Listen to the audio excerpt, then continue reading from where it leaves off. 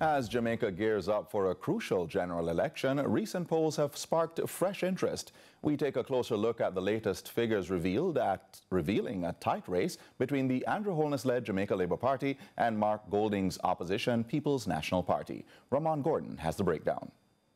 The opposition People's National Party remains ahead of the governing Jamaica Labour Party as it continues to position itself to try to wrest control of the Jamaican government.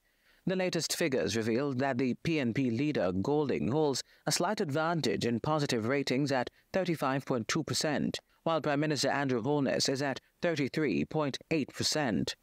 Holness is ahead in negative ratings with 37% compared to Golding's 26.2%. The leader is always the most vulnerable. The brand leader, the market leader is always the most vulnerable. And what we've found is that because Holness is in the top sort of driving seat, as it were, as the leader of the country, there's a lot more against which you can gauge his favorability rating. Political analysts have been reacting to that and other findings which reveal the PNP is leading with 34.3% vis-a-vis voting intention, while the JLP lags behind at 27%.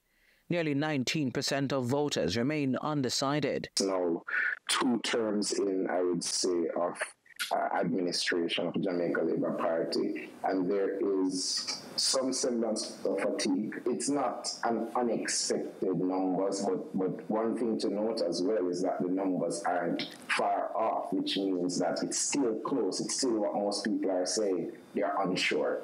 This lead for the PNP marks a significant shift from previous polls where the JLP had a consistent lead of about 12 percentage points between 2016 and 2022.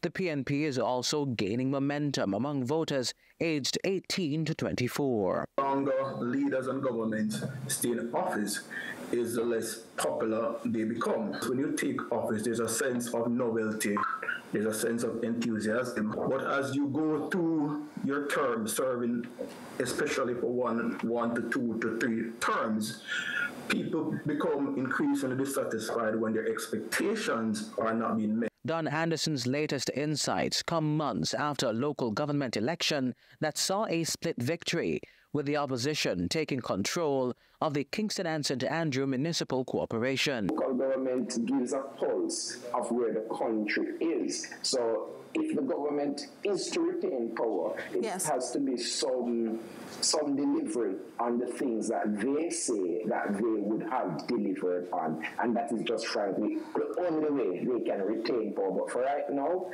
the PNP has shown that they're organized and ready to mount. Back in September 2021, Mark Golding had a negative performance rating of 47%. At the same time, Holness's negative rating stood at 27% that year. Ramon Gordon for CVM News.